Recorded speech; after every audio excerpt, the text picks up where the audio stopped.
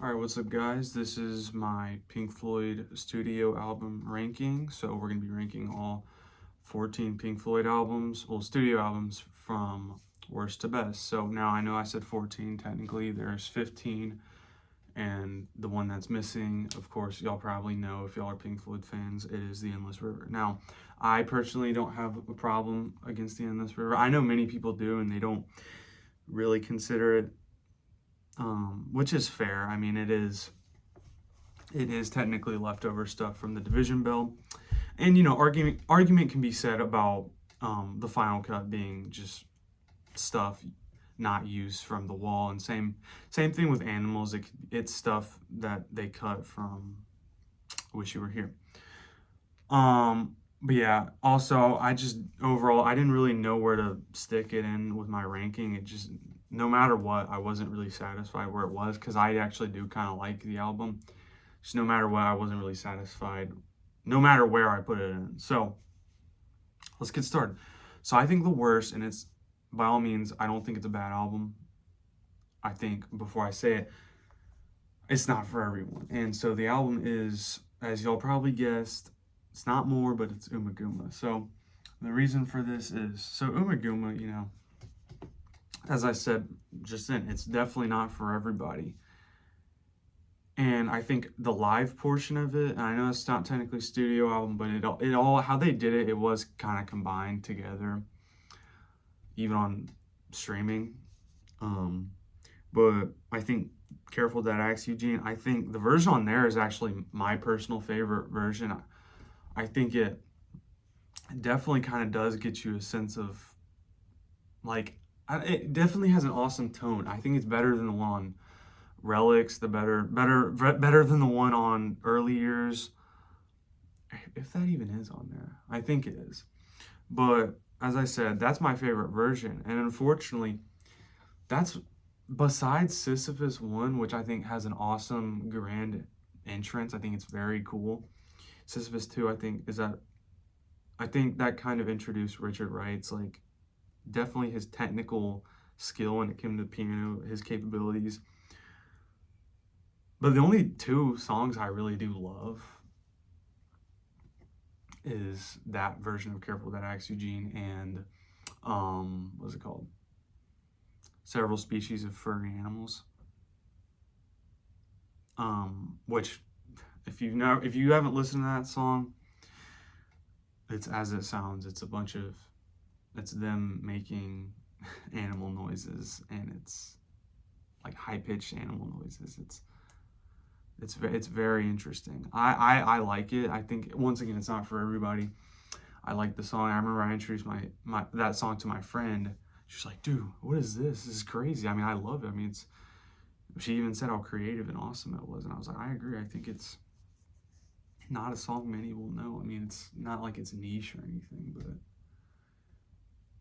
you look at Pink Floyd fans, that's not gonna be one everybody knows, definitely. But I think that's a really awesome song. It's really weird. It's definitely not a Pink Floyd song you introduce to somebody who's never heard Pink Floyd before, because they're gonna be like, "What the heck is this?" But it's whatever, So I think overall, decent album, as David Gilmour explained, kind of scraping bottom of the barrel. Not the best, not the worst thing that's ever been produced, but I think for Pink Floyd's sake, I think it is the worst. So next. Now, this is actually, surprisingly enough, many people's favorite album, which I say many, it's like every single, ranking of Pink Floyd music I've ever seen. Usually they're like, "Oh, this is such an underrated album." And I'm like, not really. I think many people, I'm not saying like you're doing it to be different. I get why people like the album. I just personally don't love it. But that is Animals. Now, there's not much to be said. A lot of it is a lot of my reasoning for this is Pigs on the Wing 1 and 2, pretty much the exact same song. And it's not like, it's like, that's fine. I get it's like, you want to mirror each other from the beginning to the end, where it's like you finish where you started from, like the heartbeats And Dark Side, you know, there's The Wall, which has like the music, the and it even has Roger Waters saying like, I don't remember, he's like, this is where we started or something. Or even in the final cut, there's the car going down the road. I don't know what that is, I'm sorry. But I don't really understand the love for it, because it's not like the songs transition that well, because they really don't. Sheep is okay. Like, I like Roger Waters' vocals in it. I think it's interesting. I think later on, like the kind of robotic machinery kind of sound, I think it's interesting. The rest of it, I just think is just mediocre. I mean, Dogs, I think is good. I think it's long for my liking. It's not nearly as interesting as the other long songs in their discography. Like, honestly, Dogs has that one good part, in my opinion. Everybody knows it, but even then, there's not much I can say about it. It's 3 pretty long songs. That's like, they don't really feel like they can go together, but they also don't feel like they can be by themselves. I don't know how to explain it. That might sound stupid. Scratch that. But it's also definitely the start when Roger Waters definitely started trying to take control of the band, and everything was his way or the highway. And it's one of those things where it's a concept album where it definitely tries to hammer home what this is supposed to be about, and what you're supposed to like what you're supposed to know about it. Like, it's clearly based off George Orwell's Animal Farm, and they make it clear. To me, Pink Floyd, the magic of it is being able to visualize it, and it's almost like you visualize like it's a movie. It like goes together like a movie almost sometimes, and it has emotion, and you can feel it in your own way, you know. I feel like it doesn't really do that though with Animals, to be honest. I think overall I kind of feel soulless and emotionless, if I'm being completely honest. Now, next, we have More. Now, More is the soundtrack of More, obviously. There's not much to be said. I think I do like it more than Animals. It's definitely one of those albums, it's pick and choose which songs are good and what songs are kind of like I'd say Green's the Color. I think that's a very good emotional song. I do definitely like that song quite a bit. There's others too, like Dramatic Theme. I can imagine going down the street, maybe walking down the like sidewalk, listening to that, and just kind of observing the cars, just kind of like a cool walking dramatic theme. Like, I don't know how to explain it. Besides, it's just a cool song. There's a lot of emotion, and there's a lot of visualization you can kind of feel.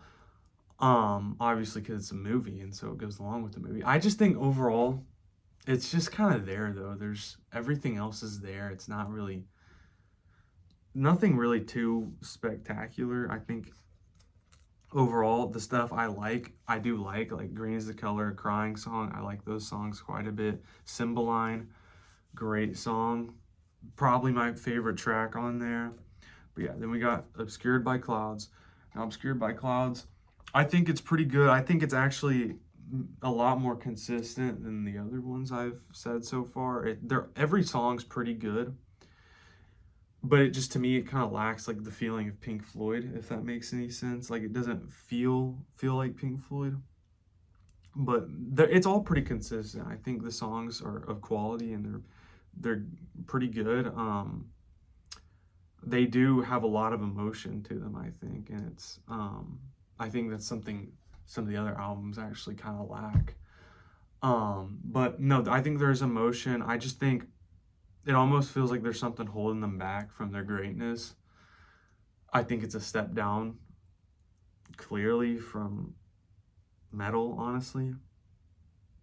Now, I get it's a soundtrack once again, but I do think it's overall pretty good, pretty consistent. Nothing much to say about it, honestly. I know some people, like my brother, really do enjoy it. I think it's all right. I think it's all right. It's not one I go back to much. Next, we have Atom Heart Mother. Now, very, very, I'm a fan of that. album actually. I'm mostly a fan though of Summer '68 and Adam Hart Mother, of course, the title track, and it's the first track. It's 23 minutes long. That's a long song done really well though. Unlike I think the stuff in Animals, this kind of has like a triumphant feel. It like you can kind of visualize maybe like either a battle, well, whatever whatever's going on, you can kind of imagine it. Summer '68, I think it does. It's pretty emotional. I think it's positive though. Not necessarily the lyrics, but I think how the music sounds. I think the music sounds beautiful.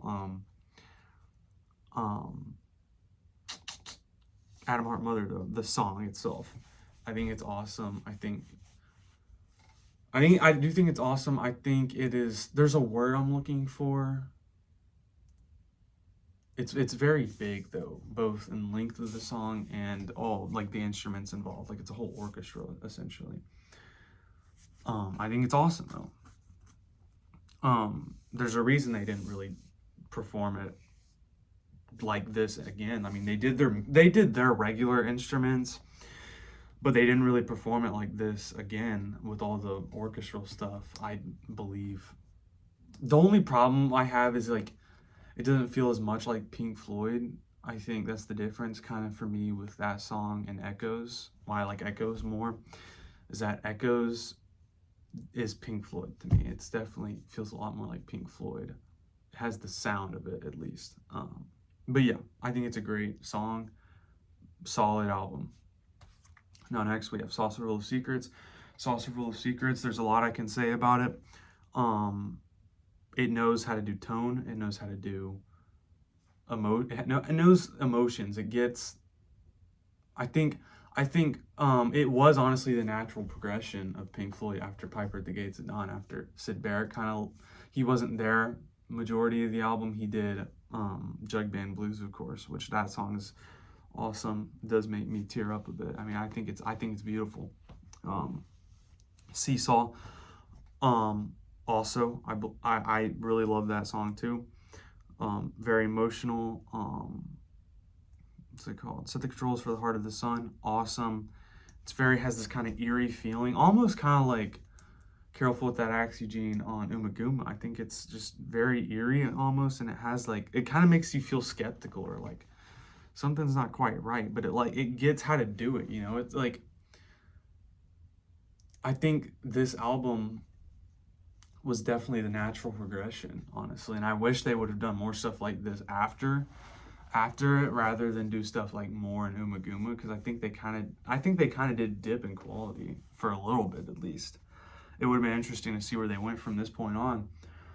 But Saucerful of Secrets, the title track song, not the biggest fan of this version. I do love the opening. It's once again, it's eerie. It's kind of creepy. I do prefer the one on Live at Pompeii though, with like David Gilmour's vocals at the end. But once again, spectacular album. Now, next up we have Metal. Now, Metal, I'm a fan. I do like it. What's it called?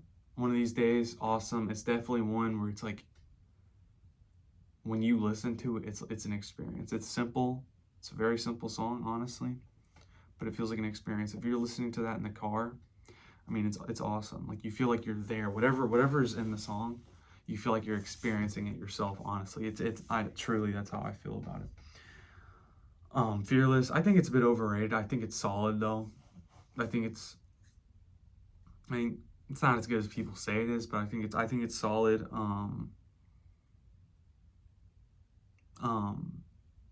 Echoes though. Echoes is my favorite track, obviously on that album. I think it's the best one. Obviously, it's like 23 minutes long.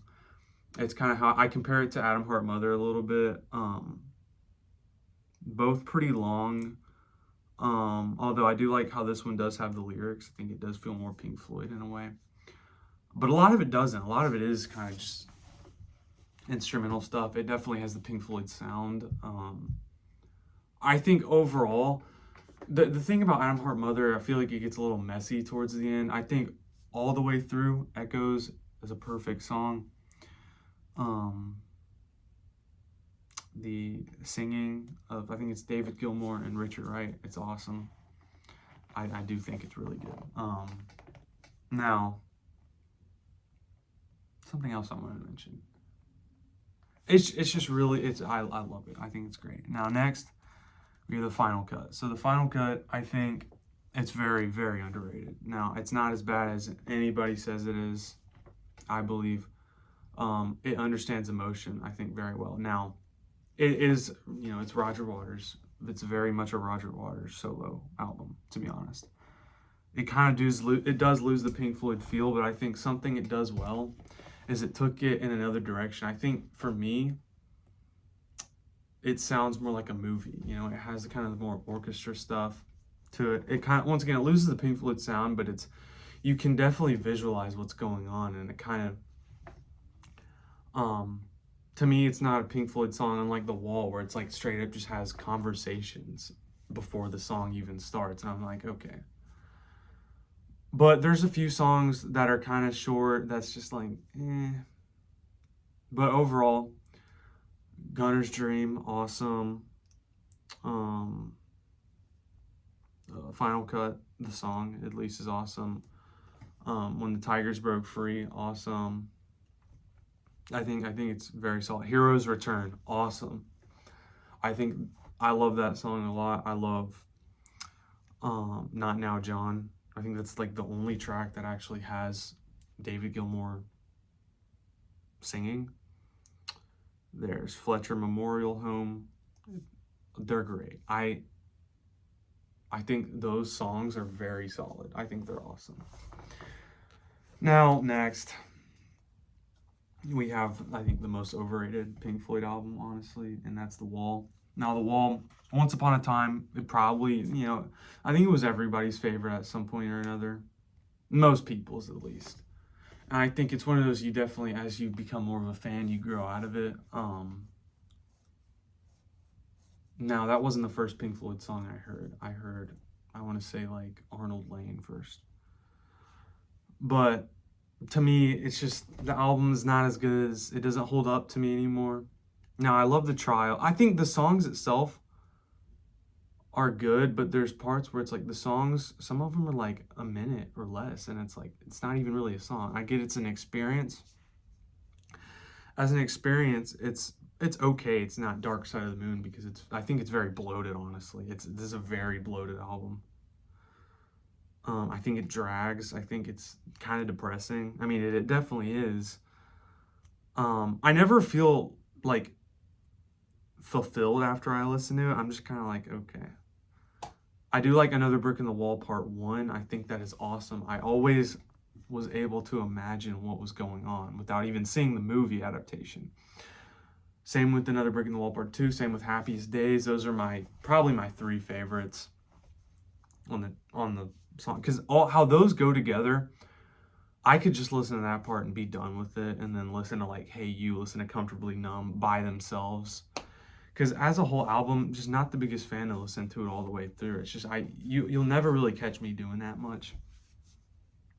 It's too long, in my opinion. Next, we have their debut, Piper at the Gates of Dawn. Now, I do love this album. I think it's awesome.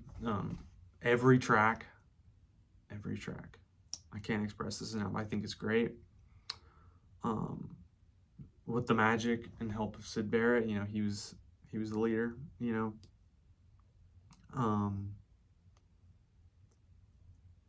Bike, that's one of my favorite songs, my favorite Pink Floyd songs. Lucifer Sam, awesome. Dude, like, you can imagine what's going on. Like, you listen to it and it's like you can kind of imagine, like, your imagination takes control, and it's like, it's really awesome. Lucifer Sam, it sounds almost like spy music or something. I don't know, not spy music, but like, I don't know how to explain it. Like, I think it's awesome though.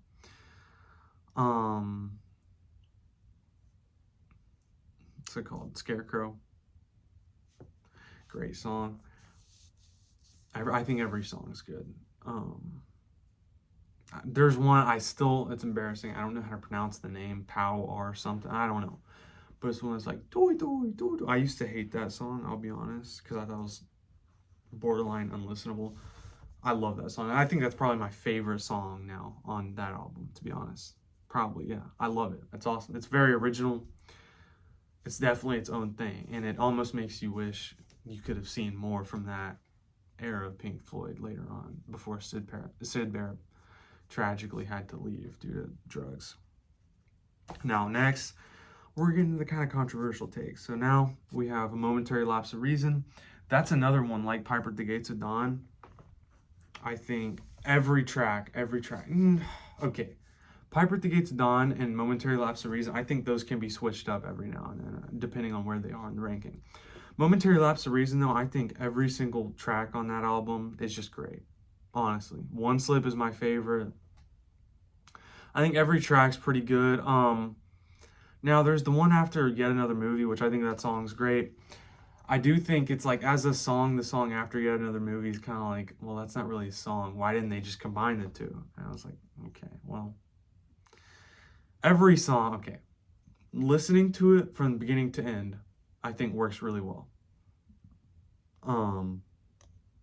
Not every song. I think that's the difference between that and Piper's. Is Piper's, every song is very good. But I think this, it works to listen to all the way through, because I think it has the sound of Pink Floyd, I think, versus The Wall. The Wall directly tells you, same with Final Cut, what is it you're hearing based off of the lyrics and other sound effects. This kind of leaves it to your interpretation. It's more vague. It's more about the music. Kind of like how Dark Side is. I think that's why Dark Side's so great, is because it kind of leaves it up to the interpretation. Like, it's about kind of going insane, going crazy, all this stuff that leads to a person going insane. But the overall story, it's not really a story. Like, Momentary Lapse of Reason isn't like a story. It's not. He says it's not a concept album. I think in a way it is. I think the songs flow together well, but it leaves it up to interpretation. It definitely brings more like the electronic sound to it. Now, I will say it is more of a David Gilmour solo album, because Nick Mason was there. But there's only so much a drummer could do, especially Nick Mason. He didn't really contribute much, unlike the other members. Richard Wright was technically there, but he wasn't an official member, I believe. And there was a lot of writers that weren't, like, lyrics. There's definitely a step down in lyrics. It's clear, but it's the first without Roger Waters, the first album without Roger Waters, and I think they did a good job without Roger Waters for the first time. But yeah, it's written by people that's not even David Gilmour. It's like, I don't say Bob Ezra did some of the lyrics. I don't completely know. All I know is I'm like, well, okay, that's a bit strange. But yeah. Next, Wish You Were Here. Wish You Were Here, I think, awesome from beginning to end. Shine On You Crazy Diamond. I'll be honest, I used to think that song was lame. I used to think the intro was boring. But I'll tell you this, gladly, it's my favorite Pink Floyd song. I love the intro. Very mystical sounding. It creates it gives you a visual of what's going on. Like, it definitely, the intro leaves it up to interpretation. You don't need the lyrics to tell you what's happening. It's kind of like, this is very interesting. Like the wine glasses, it's awesome. It's my favorite song of all time, actually, to be honest. It's awesome. Every part of that song is perfect. Welcome to the Machine, I used to not actually be much of a fan of that song. More I've listened to it, the more I've enjoyed it. Have a Cigar, awesome song. Wish You Were Here. I think it's a bit overrated, the song itself. I think it's emotional, but a song that's about Sid Barrett, or it's like has something to do with Sid Barrett, I think Jug Band Blues is a lot more emotional and a lot better to me. I truly do. And that's okay. But Shine On, the Shine On 2, essentially, 5 through 9 is awesome too. I love that album too, because a lot of it, there was like certain synth sounds that reminded me of the original Thomas the Tank Engine show, and the music, I always was a big fan of that show, and it's nostalgic in a way. You listen to it, they're very similar sounding, honestly. And I think it's great. Now, next, this is where it gets controversial because we're left at 2 more albums. Now, this more goes down to preference. So yeah, next is Dark Side of the Moon. Dark Side of the Moon. There's not much to say about it. I mean, I think it's pretty much perfect in every way. It's not my personal favorite, but I think it's pretty much it's perfect in every way. It's a take that everybody and their parents have said. It's a take everybody thinks it's great. I think it's awesome. There's not much to be said about it. It all goes together very well. When you listen to one song, it makes you just want to listen to the next song. You can't listen to one song without listening to the whole thing, in my opinion. But there are certain songs that are good on its own, like Money, Time, whatever. On the Run, I think is awesome. Very interesting. My favorite song in it is Us and Them. Never really liked how it started, like as the track itself started. That's why you listen to it all together, though, I think. Yeah. So, lastly, my favorite Pink Floyd album is The Division Bell. Now, The Division Bell, I love. I listened to it in a dark point in my life, and it definitely helped make things positive. It has a very more positive feel to it. I think it's definitely a step up from A Momentary Lapse of Reason. Cluster 1, I think, is a great instrumental. There's not much to the lyrics. Once again, the lyrics aren't what everybody's there for. High Hopes, I think, is underrated, really. I think it should be top 10, one of the best. I mean, it's powerful. Like, you can visualize almost what's happening without seeing the music video. It's like, something grand and serious and awesome's happening. Take It Back, it always kind of reminded me of like U2 stuff. Like the guitar, it reminds me of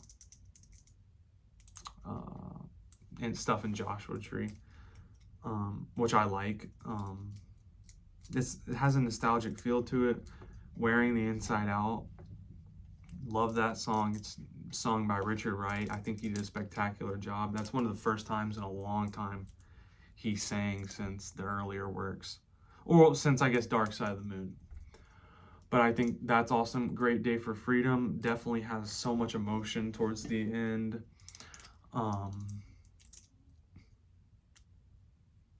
Yeah, I think the album holds up very well. I think Maroon, I think that's the one I think it's overrated a bit. I think many people like that for whatever reason. I'm not the biggest fan of it, but I think it's good.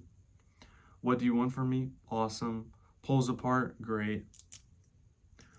Keep Talking, I think it's all very good. I can admit, though, it's not the best album, probably. I think that's left to Dark Side of the Moon still, but it's my personal favorite. And yeah, I know many will not agree with that take, and that's fine. To each their own. I know many people will not agree with that take. But I hope many of y'all agree with the other takes I had. So yeah, that's my ranking. Hope y'all enjoy. Have a great one, and let me know if y'all want me to do more Pink Floyd stuff. I have my whole collection in the other room, actually. This was just a little bit of my CDs I wanted to show off, but I have a lot more. Many of the box sets, many of the records, many of the CDs I'd like to show off. So yeah, let me know if y'all be interested in that, or y'all want me to do more movie stuff or TV stuff like Stranger Things or the new Harry Potter stuff. Whatever it may be, let me know. Thank you. Have a good one.